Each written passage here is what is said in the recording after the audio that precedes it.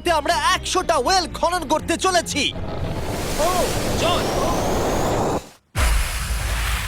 জল ও মাই গড!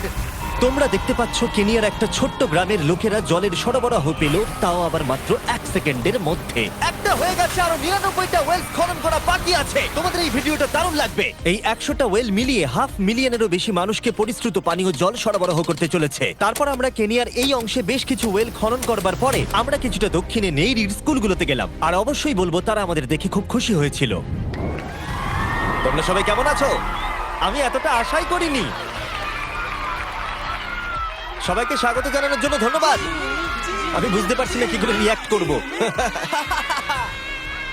তোমাদের সকলকে ধন্যবাদ জানাই। আমরা আসার জন্য এই গ্রামে একটা ওয়েলকাম সেরিমনি হয়ে গেল, আর নোলান তার মধ্যে অংশ নিয়ে নিল। তার মধ্যে নোলানকে দেখতে সবথেকে অকওয়ার্ড লাগছে, আর এগুলো দেখতে আমার খুবই ভালো লাগছে। আর যখন আমরা স্কুলগুলো ঘুরে দেখলাম, দেখো একজন গেস্ট এসেছে। কেমন আছো তোমরা? তোমাদের সব ঠিকঠাক চলছে তো? তোমরা সবাই ভালো থেকো। একজন টিচার আমাদের দেখালো কিভাবে সবাই জল আনে।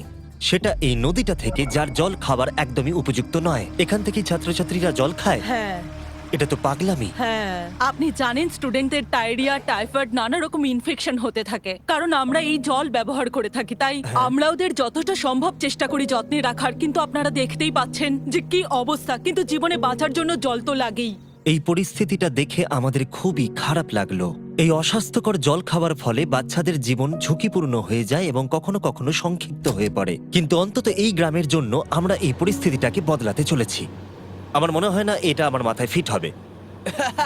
আমার মাথাটা অনেক বড়। দেখা যাক আমরা জল খুঁজে পাই কিনা। ও ও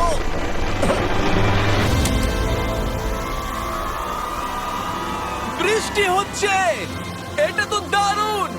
মাটির উপরে জল উঠে আসার পরে সেগুলো ধরে রাখার জন্য আমরা এই বড় ব্যারেলগুলোকে নিয়ে এসেছি, যেগুলো ওয়াটার টাওয়ারের উপরে ফিট করা হবে। এই গ্রাম এবং প্রতিবেশী গ্রাম যে শুধু পরিষ্কার জল পাবে তাই নয়, বরং জলের প্রেসারও অনেকটাই বেশি পাবে। তার মানে হলো তাদের আর অপরিষ্কার জলে জামা কাপড় কাচতে হবে না। নাও টানো।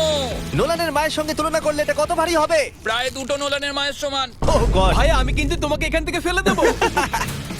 ঠিক আছে, হয়ে গেছে। হ্যাঁ, রেখে দাও। আমরা কেনিয়াতে আরো 20টা ওয়েল খনন করলাম, আর সেটা করবার পরে আরে এখানে তো আরেকটা ওয়েল হয়ে গেছে। চিন্তা করো না, আমার আরেকটা জুতোতে আরো বেশি জল আছে। আর এটা দেখাবো আমরা প্রথম 29টা ওয়েল কিভাবে খনন করলাম। আমরা একটা বড় ড্রিল মেশিন দিয়ে মাটির গভীরে কয়েকশো ফুট নিচ অব্দি খনন করলাম, আর একটা পরিশ্রুত পানীয় জলের বিশাল উৎসের সাথে জুড়ে দিলাম।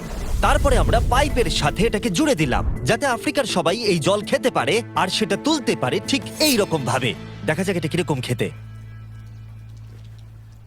জলের মতোই। এই 5 গ্যালনের ড্রামটা ভরতে আমার 1 মিনিট সময় লাগলো। এখান থেকে একদিনে কত জল তোলা যেতে পারে? একদিনে প্রায় 3600 গ্যালন জল। এই ওয়েলটা এই গ্রামের শুধুমাত্র 400 বাচ্চার জন্যই নয়, বরং এই স্কুলের প্রতিবেশী গ্রামগুলোর বাচ্চারাও এই জল ব্যবহার করতে পারবে। আমাদের জল দেওয়ার জন্য থ্যাংক ইউ। হ্যাঁ, থ্যাংক ইউ কি আছে।